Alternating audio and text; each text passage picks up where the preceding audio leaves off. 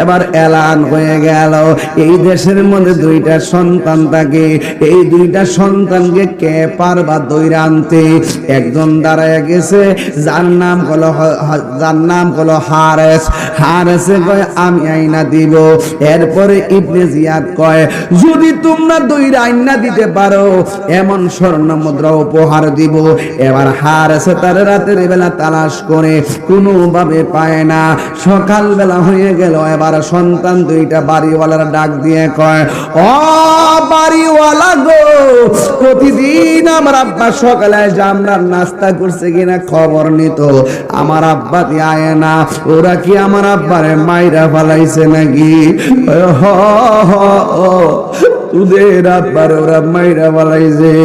এবার দুইটা সন্তান বাবার মায়া করে না, চিন্তা করতেছে হুসাইন তো আইতেছে, আমরা মদিনার রাস্তাটা দেখাইয়া দেন, আমরা দুই ভাই যেন যাইয়া ইমাম হুসাইনকে না করে আসার জন্য। আজকে তো আমার আব্বার মতন ওনার এই অবস্থা হবে। এবার ডাক দিয়ে কয় ঠিক আছে, সকালবেলা তোমাদেরকে মদিনার কাফেলা ধরাইয়া দিব। ওই মদিনার কাফেলা মানে উটের কাফেলা যাইতো, ওই কাফেলার সঙ্গে তারা গেলে চিনতে পারতো। আরবের ধুলাই দূষিত এলাকা, শুধুমাত্র পাহাড়, রাস্তা নাই। এবার যারা দৈনিক আসা যাওয়া করে তারা জানে রাস্তা কেমন। ও বন্ধুরে, ছোট্ট দুইটা বাচ্চা কাফেলার সঙ্গে দিয়া দিছে। আর এক ভাইরে কয় কি জানেননি, এই দেশের মধ্যে অনেকে আমরা দুইজনের পরিচয় জিগাইব, কিন্তু দুইজনের পরিচয় জিজ্ঞাসা করলে একটা পরিচয় আমরা দিব, আমার বাপের পরিচয়ও দিব না, অন্য কোনো পরিচয় দিব না, শুধু একটা পরিচয় দিব, আমরা মদিনাওয়ালার গোলাম। আল্লাহু আকবার। এই ছোট বাচ্চাগুলো কাফেলা শুনে যাইতেছে, যতই বলেন না কেন ছোট বাচ্চা দুইটা ছোট, কিন্তু উটের কাফেলার হাঁটা তো অনেক গতি, ওরা আর লাগাল পাই নাই, হালকা করে তাদের কাফেলা চলে গেছে। এক ভাই আর একবারে ডাক দিয়ে কয় বাইরে ভাই, ও ভাই আমার পায়ের মধ্যে টসা পইরা গেছে, আর হাঁটতে পারি না, গলাটা শুকায়া গেছে, আর আমরা হাঁটতে পারি না। ও ভাই একটু পানি লাগবে, পানি। এই কথা বলার পরে পানি কোথায় পাবি? একটা কূপ দেখতেছে, কূপের পারে একটা মহিলা আছে, ওই মহিলাটা যেন না দেখে আস্তে আস্তে যাইয়া কূপের পারে যাইয়া দাঁড়াইয়া কূপের মধ্যে যখন তাকাইছে, মহিলাও নিচের দিকে তাকাইছে, দুইটা সন্তানও নিচের দিকে তাকাইছে। মহিলা বলে রে বাবা, আমি বালতি ফালাইছি পানি তুলমু, আর আমি পানির মধ্যে তাকাইয়া দেখি দুইটা পূর্ণিমার চাঁদ দেখা যায়। বাবা, ওই পূর্ণিমার চাঁদ মহিলা ডাক দিয়ে কয় কে গো তোমরা এমনি পানি পান করো? কয় তোমাদের পরিচয় কি? কয় আমরা মদিনার গোলাম। এই কথা বলার পরে কই কোথায় যাইবা? কয় আমরা কাফেলা দিয়ে রওনা দিছিলাম, আমরা যাইতে পারি নাই, কাফেলা চলে গেছে। ও বন্ধুরে, বন্ধুরে, ও কোরবানপুরের বাবা। এবার মহিলাটা ডাক দিয়ে কয় তোমরা যদি কিছু মনে না করো, আমি যেই বাড়িতে কাজ করি, যেই বাড়িতে রেখে পানি নিতে আসছি, তোমরা আজকে রাত্রটা সেই বাড়ির মধ্যে থাকো। এই বাড়ির মধ্যে থাকলে সকালবেলা মদিনার কাফেলা আছে, কাফেলা দেখায় দিব। এই কথা বলার পরে দুইটা ভাইকে মহিলাটা নিয়ে গেলেন। যাওয়ার পরে ওই বাড়ির মহিলাটা সুন্দর করে বাচ্চা দুইটারে গোসল করাইলো, সুন্দর করে খাওয়াইলো, পায়ের মধ্যে ঠসা পড়ছে। এক হইল মনটা ভালো না, কখন মদিনায় যাইব, আরেক হইল চোখের মধ্যে বাবার গলার রক্ত বাসতেছে, আর এই দিক দিয়া পা জ্বলতেছে, পা জ্বলতেছে। দুই ভাই সুন্দর করে খাওয়া দাওয়া করানোর পর মহিলা ডাক দিয়া কয় ও আল্লাহর বান্দারা, তোমরা আমার ঘরের মধ্যে ঘুমাও, কিন্তু খবরদার কোন ধরনের কথা বলবা না, কোন ধরনের আওয়াজ করবা না। এই কথা বইলা দুইটা বাইরে শাড়ি কাপড় দিয়ে মশারি টানাইয়া একটা কোণার মধ্যে ঘরের কোণায় শোয়া দিছে। এক ভাই আর এক ভাইয়ের এমন ভাবে জড়াইয়া দয়েরা ঘুমাইব, কিন্তু মনের মধ্যে টেনশন কখন সকাল হবে। এই কথা বলে বলে হঠাৎ করে চোখের মধ্যে বাচ্চাদের ঘুম এসে গেছে। আর এই দিক দিয়ে ওই মহিলার স্বামী বাড়ির মধ্যে আসছে। এই স্বামীটা কেডা জানেন? এই স্বামীটা কইল ইবনে জিয়াদের সামনে যেই লোকটা কইছিল আমার বাড়ায়া স্বর্ণ মুদ্রা দিবেন, আমি তাদেরকে খুঁজে বের করব, তার নাম হলো হারেস। ওই হারেস ঘরের মধ্যে গিয়া কয় তাড়াতাড়ি পানি দেয়, পানি দিয়া গোসল করলো, তাড়াতাড়ি খাবার দেয়। এবার খাবার দিল। রাতের বেলা যখন শুইতে গেছে ওই স্বামী ডাক দিয়া কই শুনো না গো, জীবনে আর কত বান্দিগিরি খাটবা, একটা অফার পাইছি। কই কি অফার পাইছো? কই এই দেশে নাকি ইমাম মুসলিমের 2টা পোলা আছে। আল্লাহু আকবার। এই দেশে নাকি ইমাম মুসলিমের 2টা পোলা আছে। এই 2টা পোলারে যদি ধইরা নিতে পারি তাইলে আমরা অনেক স্বর্ণ মুদ্রা পাবো, বান্দিগিরি খাটা লাগবে না, কাজ করে খাওয়া লাগবে না, আমরা চিরদিনের জন্য অনেক বড় হয়ে যাব। এই কথা বলার পর আমর দিয়া উঠছে, আমার ঘরেই তো 2টা পোলা শুয়ে রইছে। এবার স্ত্রী একটা বাহানা করতেছে। এবার সুন্দর করে স্বামীরে মাথায় তেল দিয়ে কয় সারাদিন অনেক কষ্ট করছেন, এবার একটু ঘুমায়া যান, আমি সকালবেলা আপনারে তুইলা দিমু, এরপরে যাই আপনি তালাশ করবেন, ঘুমায়া যান। একটা কথা মনে রাখবেন, বনের বাঘে খায় না, মনের বাঘে খায়। লোভে পাপ, পাপে মৃত্যু। যারে লোভে পাইছে তার ঘুমও আসে না, তার বন্দিগিও আসে না। কথা কন ঠিক কিনা? কথা কন না কেন? এই জন্য এই মুহূর্তে তার চোখের মধ্যে ঘুম আসে না। দেখবেন কেউ যদি একটা অর্থের অফার পায় সারা রাত ঘুমায় না। টাকা বেশি হইলেও জ্বালা, না থাকলেও জ্বালা। জীবনের বিনাশ, সম্পত্তির ধ্বংস, পিতা পুত্রের শত্রুতা, ভাই বোনের কলহ, রাজা প্রজার শত্রু ভাব, এসব ঘটে একমাত্র অর্থের জন্য। সুতরাং অর্থই সকল অনর্থের মূল। কথা কন ঠিক কিনা? এরপরে ঘুমাই না গো, না ঘুমাইয়া কয় আমার আমার চোখে ঘুম আসে না, কিন্তু কয় 2টা সন্তান কোথায় পাবো, কোথায় পাবো? স্ত্রী কয় রাখেন না, আর কোথায় পাবেন, একটু ঘুমান না, কালকে দেখেন সব জায়গা খালি আছে। এই কথা বলার পরে স্বামী আস্তে আস্তে চোখটা বুঝছে। চোখটা বোঝার পরে ছোট্ট ভাইটা স্বপ্নের মধ্যে দেখতেছে তার বাপ তার ঘুমের ঘরে আয়া কয় বাবা রে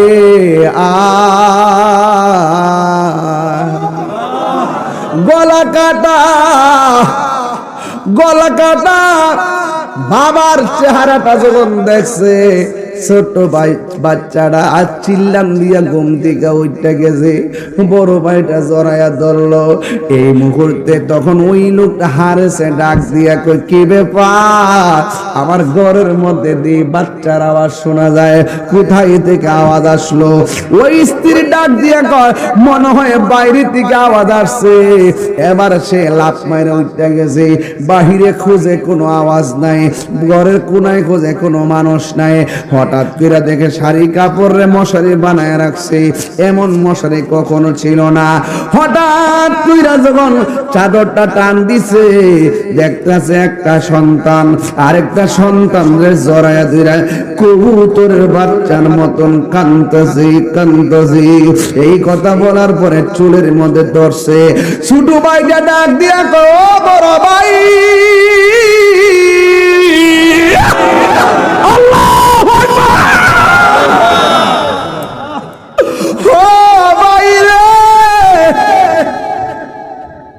কোনদিন তো এই মাথার চুলের মধ্যে কেউ টান্দা ধরে না, এটা কেডা রে?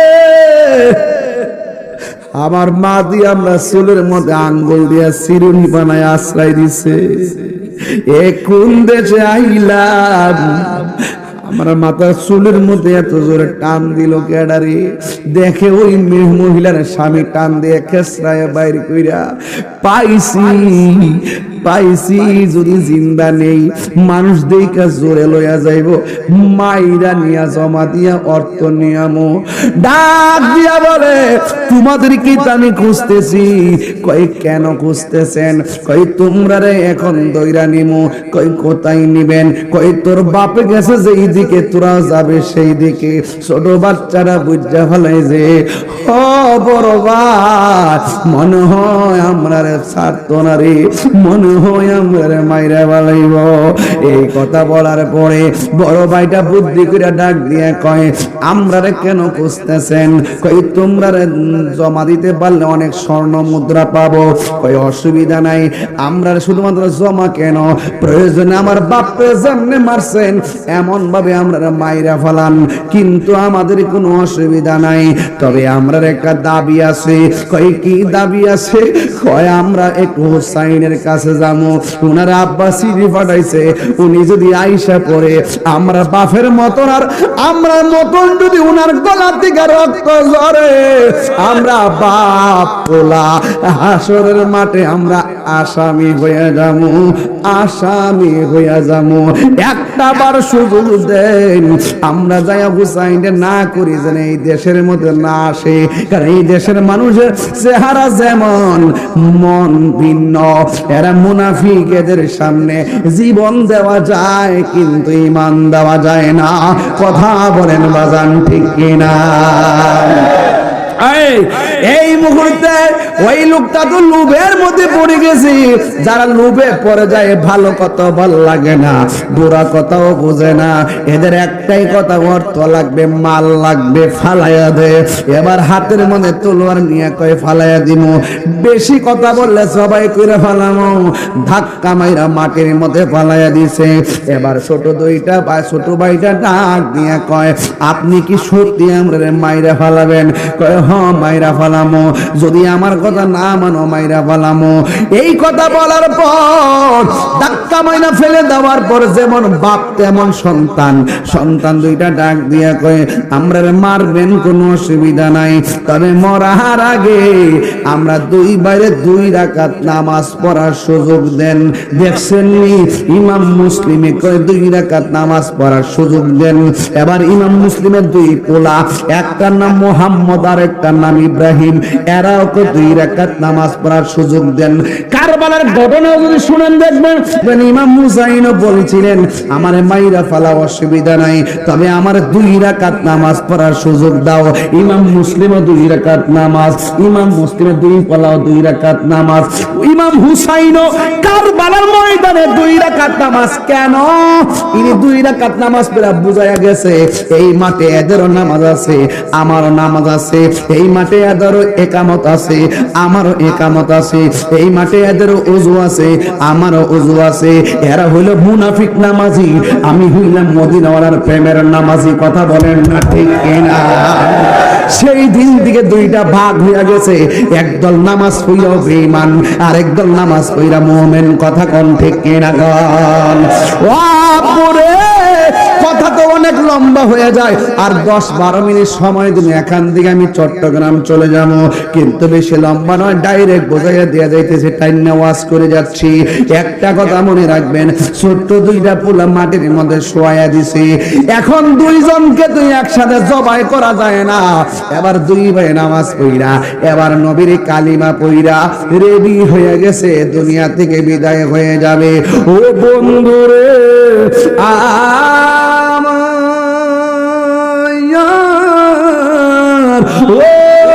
কুরবান করে বাবা এবার 2টা ভাই রেডি হয়ে গেছে আকাশ যেন বাড়ি হয়ে গেছে জমিন যেন বাড়ি হয়ে গেছে বড় ভাইয়ের গলার বড় ভাইটার মাটির মধ্যে ফলাইয়া গলার মধ্যে যখন ছুরিটা চালাইছে ওই মুহূর্তে ছোট ভাইটা ডাক দিয়া কয় ভাই ও হারেস তুমি আমার সামনে আমার বড় ভাইরে মারবা আমি ছোট ভাই সহ্য করতে পারবো না আমার বড় ভাইটা অল্প সময়ের ভিতরে আমার নিজে পানি না পান করে আমার পান করাইছে আমার সামনে আমার বাপটারে মার আমার ভাইটারে মারবা এটা আমি কখনো সহ্য করতে পারবো না ছুরি যদি চালাইবা আমার গলার মধ্যে মধ্যে ছুরি চালাও। এবার বড় ভাইয়ের সামনে ছোট ভাইয়ের গলার মধ্যে ছুরি চালাইতে গেছে। বড় ভাইটা ডাক দিয়ে কয়, ভাই বড়জন, রক্তের বাঁধন, বড় ভাইয়ের সামনে ছোট ভাইয়ের গলা কাটবা, এটা কোনোদিন আমি মানতে পারবো না। এই কথা বলার পরে বড় ভাইকে আমারে করো, ছোট ভাইকে আমারে মারো। এবার এক 3 দিন টাইমে ছোট ভাইটা ডাক দিয়ে কয়, ও হারে, একজনকে আগে একজনকে পরে মারা যাবে না, মারতে যদি হয় আমরা 2 ভাইয়ের গলার মধ্যে ছুরি চালাইবা, 2 ভাইয়ের গলার মধ্যে একসাথে ছুরি চালাইবা।